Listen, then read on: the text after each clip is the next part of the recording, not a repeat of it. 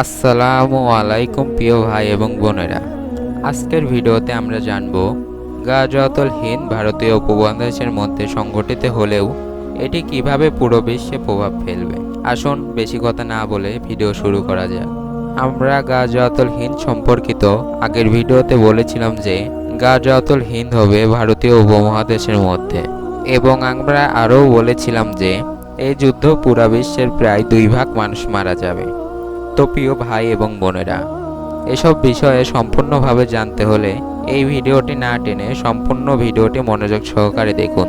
আমরা আগের ভিডিওতে বলেছি যে গাজওয়া অর্থ হলো যুদ্ধ এবং হিন্দ অর্থ হলো ভারতীয় উপমহাদেশ, আর গাজওয়াতুল হিন্দ অর্থ হলো ভারতীয় উপমহাদেশের মধ্যে যুদ্ধ। ভারতীয় উপমহাদেশ বলতে বাংলাদেশ, ভারত ও পাকিস্তানকে বোঝানো হয়েছে। এই গাজওয়াতুল হিন্দের সূচনা হবে হিন্দুস্তান, অর্থাৎ যাকে পুরো বিশ্ব এখন ভারত নামে সম্বোধন করে। আমরা জানি যে ভারত হলো হিন্দু প্রধান দেশ।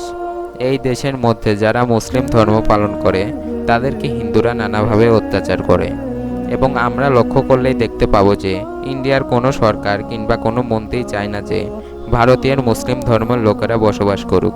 তাই বরাবর তারা মুসলিমদের বিরুদ্ধে অনেক পদক্ষেপ নিয়েছে। কিন্তু ভাইরা, আমরা মুসলিম হলাম সিংহ পুরুষের জাতি। আমাদের যুদ্ধ করতে সংখ্যার প্রয়োজন হয় না, ইমানই আমাদের বড় পরিচয়।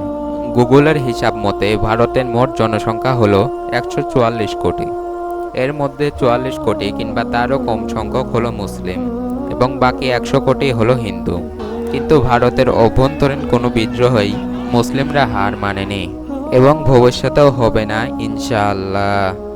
ভারত 1992 সালের ডিসেম্বরের 6 তারিখে যখন বাবরি মসজিদ ভাঙতে যায় হিন্দুরা, তখন তারা মুসলিম উম্মার সাথে পেরে উঠছিল না। অতঃপর ভারতীয় পুলিশ এবং সেনাবাহিনীর সাহায্য নিয়ে তারা মসজিদটি ভাঙতে সক্ষম হয়। নাউজুবিল্লাহ। এই ঘটনা দ্বারা বোঝা যাচ্ছে যে ইমানের শক্তির উপরে পৃথিবীর আর কোনো শক্তি নেই। এই ছোট্ট একটি আলোচনার মধ্যে আপনারা বুঝতে পেরেছেন যে আমরা মুসলিম। আমাদের ইমানের থেকে বড় এবং মজবুত পৃথিবীতে কোনো কিছুই নেই। তো এখন আসল কথায় আসা যাক যে কিভাবে গাজওয়াতুল হিন্দ পুরো বিশ্বে বিস্তার লাভ করবে। আমরা বর্তমান বিশ্বের দিকে তাকালে দেখতে পাবো যে সকল বিধর্মী দেশগুলো এখন একত্রে অবস্থান করছে, এবং পুরো মুসলিম উম্মা অর্থাৎ পুরো বিশ্বের সকল মুসলিম দেশগুলো এখন একত্রে অবস্থান করছে। আমরা আমাদের প্রিয় নবী হযরত মুহাম্মদ সাল্লাল্লাহু আলাইহি ওয়াসাল্লামের হাদিসের আলোকে দেখতে পারি যে আমাদের প্রিয় নবী হযরত মুহাম্মদ সাল্লাল্লাহু আলাইহি ওয়াসাল্লাম বলেন, কিয়ামতের আগে ইহুদিরা খ্রিস্টানদের সাথে ঐক্য করবে এবং তারা মুসলিমদের সাথে চুক্তিবদ্ধ থাকবে। এক সময় এরা এই চুক্তি ভঙ্গ করবে এবং 80টি পতাকা একত্রিত করে তারা মুসলিমদের বিরুদ্ধে যুদ্ধ করবে। এই যুদ্ধের শেষের দিকে আল্লাহ তাআলা ইমামুল মাহদিকে প্রেরণ করবেন।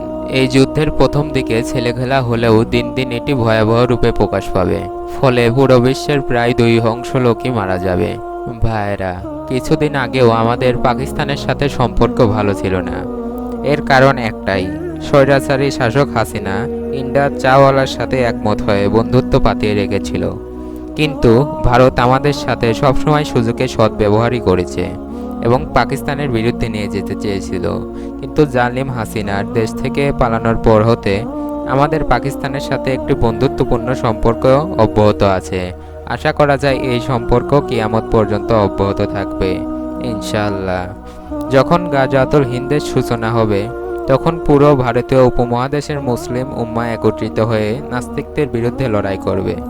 তখন ভারতের নাস্তিকরা পারবে না, এটাই স্বাভাবিক। তাই তারা তাদের বন্ধু দেশ যেমন Australia, Japan, Bhutan, Israel, France, Mexico, USA, south কোরিয়ার মতো দেশগুলোর সহায়তা নেবে। তখন পুরো বিশ্বের মুসলিম উম্মাহ অর্থাৎ সৌদি আরব, Maldives, Malaysia, Indonesia, Morocco, Jordan, Afghanistan, Taliban সরকার ইত্যাদি দেশগুলো আমাদের সহায়তা করবে। ফলে এই বিশ্বে ভয়াবহ যুদ্ধ বেঁধে যাবে। তো প্রিয় ভাই এবং বোনেরা, আমরা জেনে গেলাম যে কিভাবে পুরো বিশ্বে এই গাজওয়াতুল হিন্দ প্রভাব ফেলবে। ভিডিওটি ভালো লাগলে এবং পরবর্তী আরও ভিডিও পেতে আমাদের চ্যানেলটি সাবস্ক্রাইব করে আমাদের পাশে থাকবেন। আল্লাহ হাফেজ।